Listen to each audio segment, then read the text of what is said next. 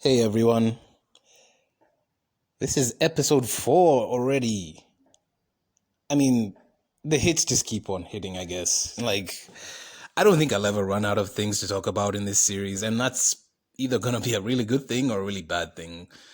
You be the judge. But today, you see, it sounds similar to my last video about my legacy, but it's really not the same thing, because when somebody talks about they want to leave their legacy, they want to leave what they have done or they have started or what they haven't accomplished for their child to continue on in that path, right? That's one thing. But if your reasoning is to have a child so they can be an astronaut or a fucking nuclear scientist or cure cancer, right? It just shows how much of a fucking fairy tale you live in. Complete fairy tale. Yes, it's Ted Bundy in the thumbnail, so you know exactly where I'm going with this. Sure, not every child that is born will become Ted Bundy, but also not every child that is born will become an engineer or a doctor or a surgeon or a biomedical scientist or they won't do the things you think they're there to do, right? Best case scenario, they become a celebrity, feed into the fucking degenerate culture we currently live in and all that kind of stuff, right? Basically, they're famous, right? So you want to have like a famous child kind of thing. So in a sense, it's not even your legacy. It's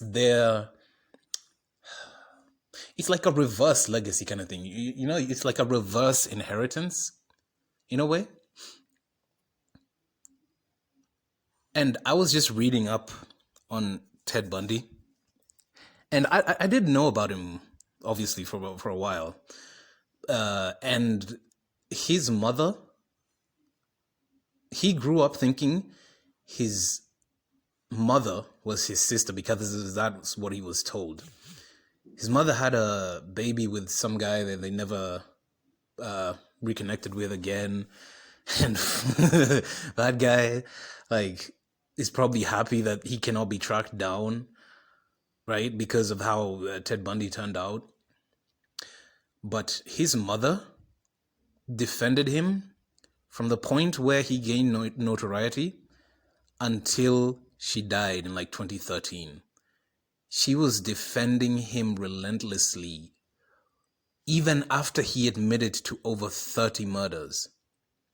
She kept on defending the fucking monster just because it was her child. And here's the warped part about it. Her legacy is giving birth to Ted Bundy. That's what she died. She died knowing that she gave birth to one of the most well-known serial killers in American history. That was his potential, right? That was his destiny, right? My child is gonna fulfill the destiny that I've imagined up for him, right? But she didn't imagine that, of course, right? This is the world that you birth these kids into. You reproduce and you bring these kids into. If you don't turn into some kind of diabolical piece of shit, you're going to stay in your same socioeconomic condition from the point that you're born to the point that you die. The corporate world is full of psychopaths because it was designed by psychopaths. Corporations are 400, 500 years old. They're not too old in the scope of human history, right? If you talk about the corporation in the sense that we know it today, they're about 500 years, roughly, right? But what was happening 500 years ago? The discovery of the New World, right? Every fucking inbred European monarch wanting to get that chunk of the New World. And they did it through companies first, right? They always had missionaries to go in and get martyred so they'd have a reason to invade the place and be like, you killed our man of God. And that's what they were sent there to do. Or they'll have companies that go around trading whatever commodities and also human beings, right? Those were the founders of corporations. The ideology behind corporations is devised by the sickest pieces of shit you could never even imagine, right? And I'm only saying this because people want to have kids so they can, let's say if your parents were lawyers or doctors or engineers or whatever, right? They want to get into these high power careers, these corporate careers, because every industry has the corporate industry, of course, right? So even if you're like, I don't know, an architect, like a hotel manager or something, I don't know, like the corporate world permeates every single facet of our society. And the corporate world was designed by psychopaths for psychopaths, right? Even when I look at all these psychology studies or these like tracking which careers have the most amount of narcissists or psychopaths, the corporate world, especially CEOs and a lot of these high power positions, are often people who are just completely void of empathy and ruthless, right?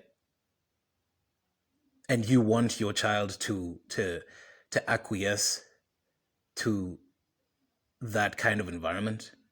You want them to rise to the occasion in that kind of environment. That's why you want to have a fucking kid, right?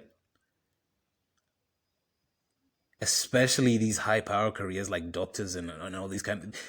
Funny thing about people in the health profession, they're some of the most drugged up, sex addicted, like just mentally ill, really. Like, you know, especially like psychologists and psychiatrists. Oh God, don't even get me started. And you're there to slave away on behalf of your parent who thought it was best for you to get into a high power career, for you to slave away, right? To reach your potential.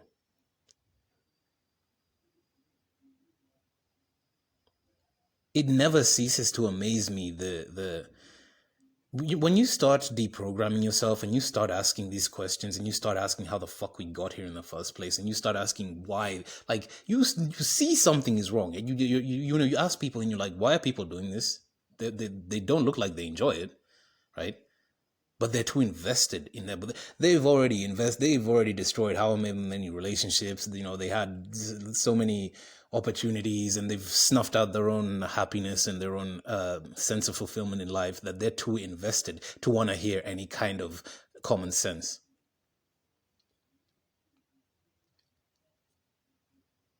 Ted Bundy's mother, I think her name was Louise. Yeah, Louise went to her grave desperately defending her son,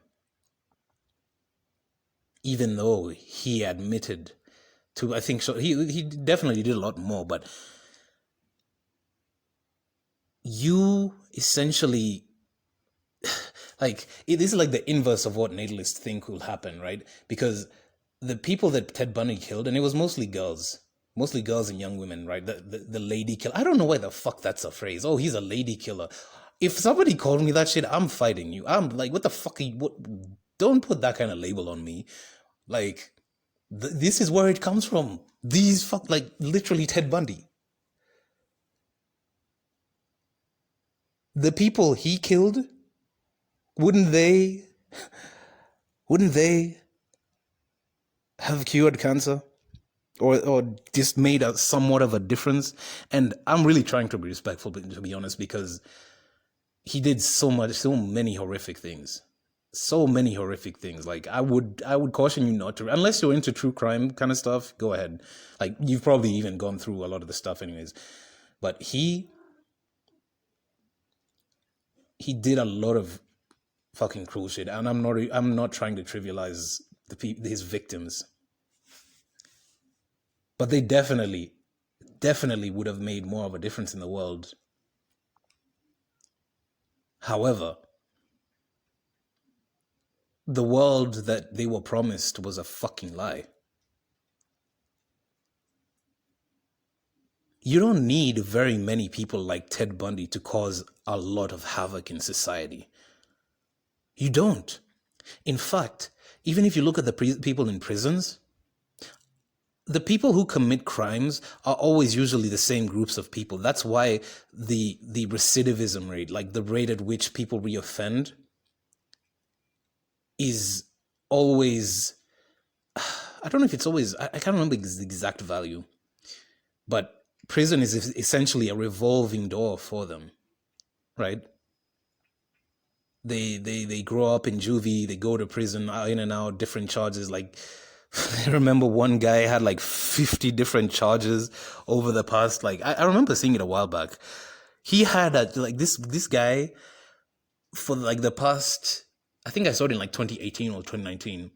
For like the past 14 years, he has been in prison every single year for different charges, right?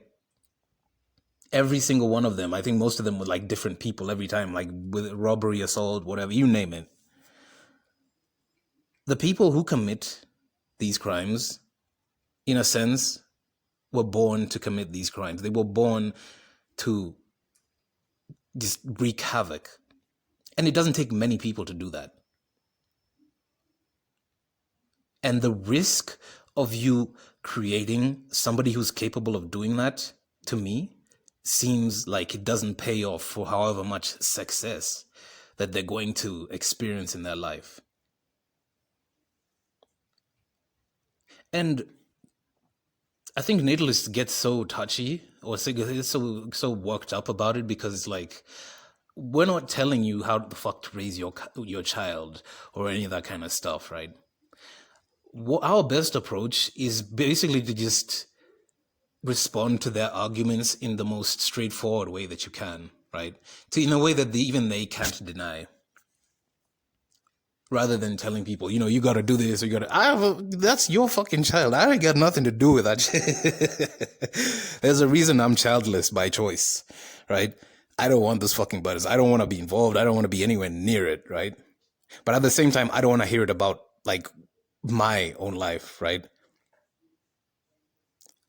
At the same time as all that, if we're trying to look for solutions to society's problems, the issue of bringing more children into this world is a problem that affects all of us, literally all of us. Literally all of us.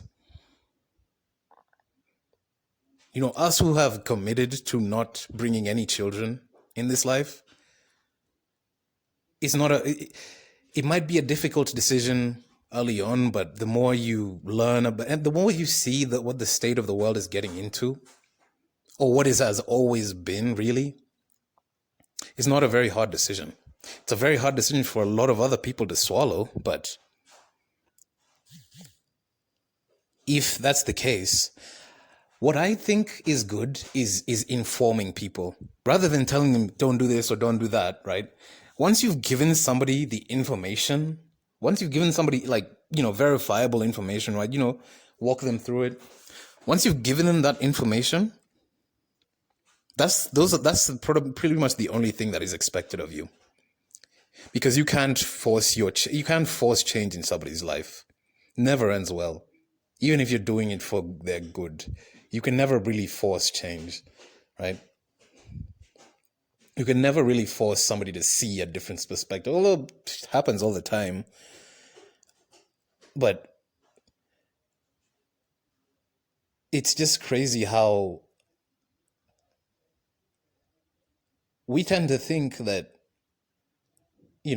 how life played out for us is how it'll play out for our kids. Or maybe if you had a shitty life and you're like, oh yeah, I'll give my kid the world and all that kind of stuff. But what world are you giving him? Or her? Or they, them? I don't know. Right?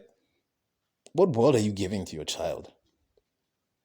Because if it's the world that fucked you up that badly, what are you giving back to them? The best thing you can hope to do is to lock them away or curate their entire life. Like, I have a lot of friends who their parents have just curated their entire life from like primary school, high school, university, even the places where they're working.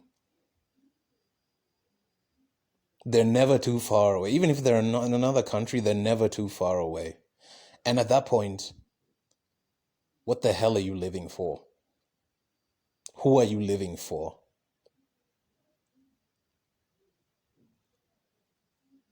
You know, if you understand that your child is an individual who has their own personal experiences and outlooks and strengths and weaknesses, if you really sit down and think about your experience as an individual, I find it very hard to believe that after going through everything you've experienced as an individual, that it would make sense to bring another child to go through that same cycle right in front of your eyes, and you are responsible for it. Because Ted Bundy's mother, while she obviously wasn't responsible for the murders, was responsible for her son existing. People want to be accountable. They want to say that they're accountable, but accountability is way too heavy of a burden for people to actually hold on to. It's massive.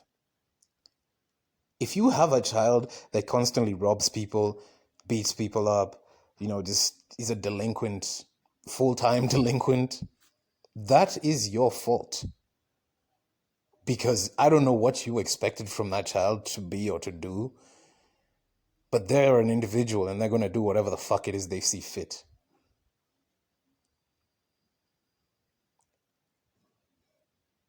And these days, there's so many contrived narratives about unity and coming together and working together and all this kind of stuff. And even in the sense that they talk about like recognizing our individual traits and our individual, I don't know, all the, I've managed to push all this garbage out of my head. I don't even like talking about it. Like, just every possible identity you could come up with, like sexual, fucking gender, race, I don't know, fucking what type of coffee you like in the morning, all of it. I don't personally think that's what individuality is. Even though I don't think it's an honest representation of individuality, because you're leading with your identities first, and those identities are subject to the external world. You're always going to be defining what is considered manly today is not what was considered manly 100 years ago, 200 years ago, or 300 years ago. But even right now, I can comfortably say I'm a man, right? But that's not me necessarily, right? It's one of those intangible material kind of things that we deal with as humans. It's not me as an individual. Because me as an individual is just a brain trying to rationalize how the fuck I'm not going to die every single second, essentially, right? When you really, like, this level of introspection is pretty fucking scary, to be honest. But once you're used to it, it's just like, oh well. It might feel like maybe a panic attack is coming on or something once in a while, but then once you're used to it, you're like, oh yeah, I'm like fucking trillions of cells just actively working to not die, And I think once in a while, a lot of people have that kind of that brief like blink in their mind of like what it means to be an individual. And knowing that it's such a heavy burden as that, knowing that even if you do have children, knowing that they're going to have to carry that as well, I would advise you to let that child be. Let that child be, teach them to live by their means, first of all. Second of all, teach them to seek internal validation rather than external validation.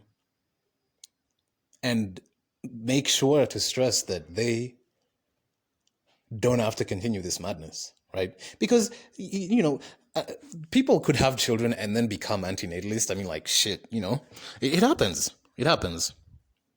And it's not to hate the child necessarily. You hate yourself, but don't hate the child. Obviously, they didn't ask to be there. You can still practice an antinatalist philosophy even with your children, as long as you don't convey it in a way like, you made me hate life, and because natalists do that without even being antinatalists. They somehow their kids turn into the reason why they hate life, right?